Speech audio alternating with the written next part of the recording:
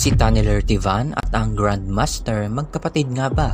Hayaan mong ipaliwanag ko sa'yo. Tanneler Tivan, the collector.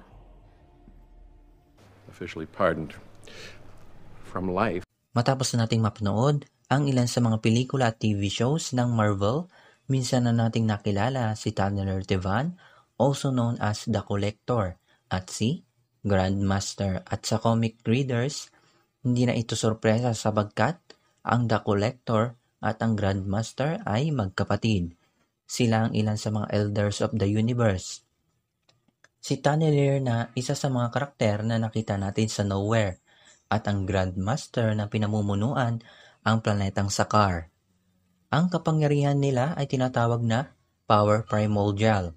Ito ay nagbigay sa kanila ng lakas, talino at ang mabuhay ng matagal. Hindi lang ito binase sa comic book dahil kinumpirma ito ni Jeff Goldblum na gumaganap bilang si Grandmaster sa isang interview. And speaking of together, there's the Collector and the Grandmaster. You confirmed that they have the same connection in this movie that they have in the comics. How does that come into play in Thor Ragnarok? I don't know that it does. I don't know that anybody mentions my brother. Well, there you go. Nalaman mo na magkapatid pala sila. May katanungan ka ba o request na kailangan mo ng kasagutan? Just comment down below and let me explain. Leave a like, subscribe my channel, smash that bell. Until next time.